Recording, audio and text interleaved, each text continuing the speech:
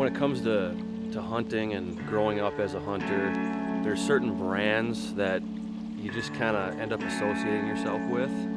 Primos has always been, since I started hunting, has been a household name. So for me to be able to come down here and hunt Cottonmouth and hunt the ground where the Primos guys do so much of their filming for their TV show, and just to experience this culture and really see what it's all about, it's a pretty neat deal. And I'm about to go out right now with Jeffrey. He's a land manager here at Cottonmouth. We're gonna go put up a double bull blind and see if we can kill a buck out of it tonight. Got about 12, 13 acres right down through here on this little strip, this little lane, and it stops, as you can see right there. So it's a food plot with a blend, and we got brassicas, which are great because the deer can eat the leaves off the top, but then later in the season they can dig the bulbs out of the ground. What else is in the mix? Daikon radishes. We got wheat, oats, rape. It's all mixed in, and then I come across the top, just as for what we call insurance, I come across and broadcast wheat across the top. Okay, so that pretty much, does that cover early to late season? It all in does. one swipe? Mm-hmm. Sweet. See what we got there, right here, in these deer, they just come through, and I mean, they just, well, you can see when the deer's been eating on that, and they just right here this close to our double bull. I'm thinking I might have to, if I shoot one, yeah, maybe cut up some of these radishes, little pecans, get real organic about it. That's right.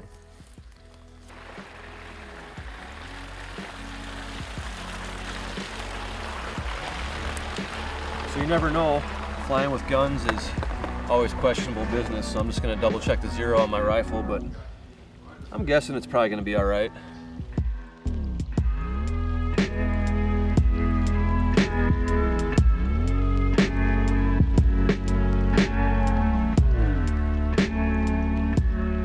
Are we gonna hunt ducks here? Or? You know, it appears to be that way, don't it? Or a fishing trip, but no, believe it or not, this is a deer hunting trip.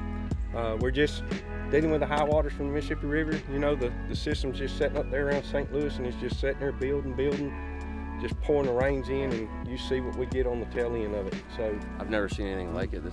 So we're on a floodplain down here, and literally, as we're standing here right now, the water is rising, and with that, what's it doing to the deer? You know, as far as the deer, it's actually pushing the deer up on ridges that makes the hunting better, but those deer are still smart. So they're gonna lock down and lay down most of the time, and as far as feeding and all that, what we saw in the past few days, they're gonna come out late in the evenings, and of course in the morning times it's been a little slow, but they're gonna be working these food plots in the evening time. So we're gonna go out in the evening times, and hopefully we're gonna have some fun.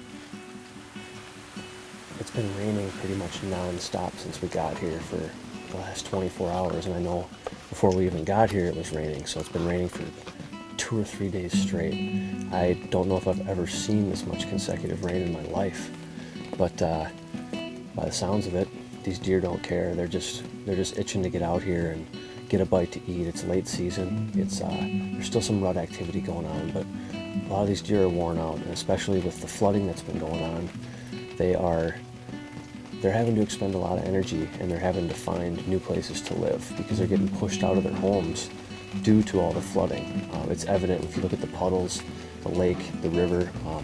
A lot of the spots that we would normally be able to hunt are literally filling up with water by the minute.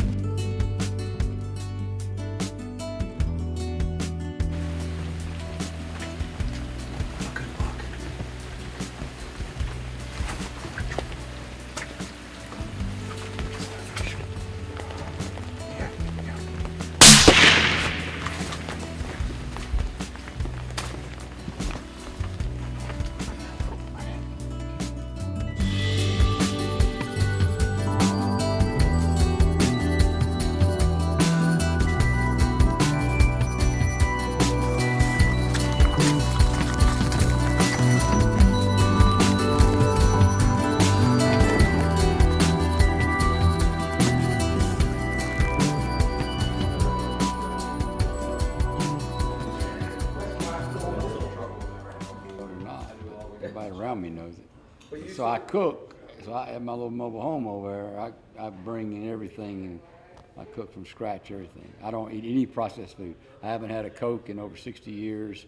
I've never had anything fast food. I've never been to a fast food place.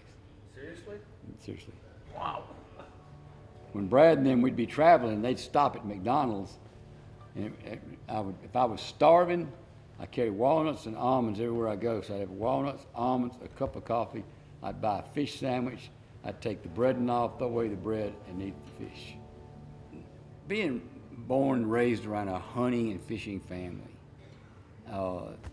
I just always loved that. I love to be outside, and I love to fish, mainly for brim, and I learned to fish for bass later. And I mean, I'm talking 5 years old. And as I grew up and got through high school and went to college, I mean, I just loved deer hunting and I loved duck hunting. And I began to understand the habitat. I began to understand that everywhere that things were great and hunting was good, there was something different about the habitat, specific to whatever I was hunting. I don't know why that clicked with me. But I started making turkey calls for friends and myself, because what we could buy in the store back then in the, I guess, the late 70s, it wasn't we just didn't like it. I started making these calls, and one day I said, okay, I'm gonna make a bunch of calls and go to a show. Maybe I'm making extra cash money. I was working for the family in the restaurant business. You know, as things went on and I began to make turkey calls and sell them, and I went to that show and sold a bunch of them. I remember I left that show with $1,800 cash, and I went, whew, maybe I can make a living out of this. So I hired a few guys to do these processes that I was doing to make calls. I'm still working in the restaurant business, and one thing led to another, and I believe it was '86. My cousin Jimmy Primos, Jimmy's 5 years older than me, he said, look, I don't like what I'm doing. I said, well, I can't pay you very much. I paid him $4 an hour, which was minimum wage at the time. And Jimmy began to work for me, learned the business, and became the chief operating officer of Primos. It was a fun time, a lot of hard work. Back then, I mean, we'd have a plane ticket. If something that came up and I couldn't go, I had to work in my restaurant job, I'd give my ticket to Jimmy. They never even checked your ID. Jimmy just flew on my ticket. I mean, that's the way it was back then. But Jimmy, It's like an air at every hole. as many times as I've heard that story, it's good. But my favorite all-time Will Jimmy story, you got to tell. I ain't got to tell you what it is. Yeah, oh yeah, that's the best of all. To realize that there's three kinds of people in the world, in my opinion. And the first does not want you to succeed, and it's jealous of you. The second does not care if you succeed or not. And the third wants you to win and succeed. Surround yourself with friends and employees that want you to win and succeed. And when you see otherwise, get as far away from them as you can.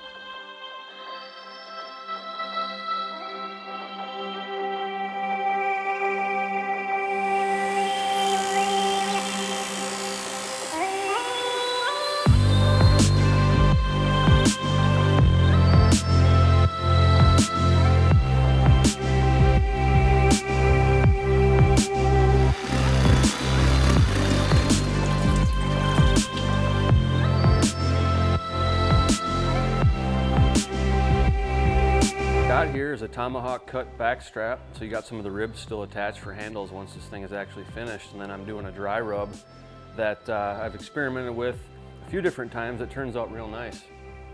It's just some real simple stuff, ingredients that most people have in their kitchen, even if you're in a hunting camp. Got some garlic, chili powder, salt, black pepper, and cumin, but the secret ingredient is a K-cup. So literally, fine ground coffee is what really makes this rub shine. It really complements the smoky flavor that we're gonna get already as we put this thing on a Camp Chef pellet smoker.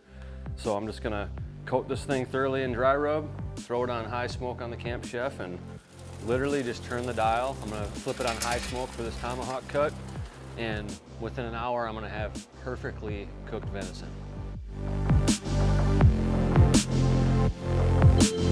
The situation here is getting real. As you can see, these guys are literally hauling gear out of camp to escape the flooding.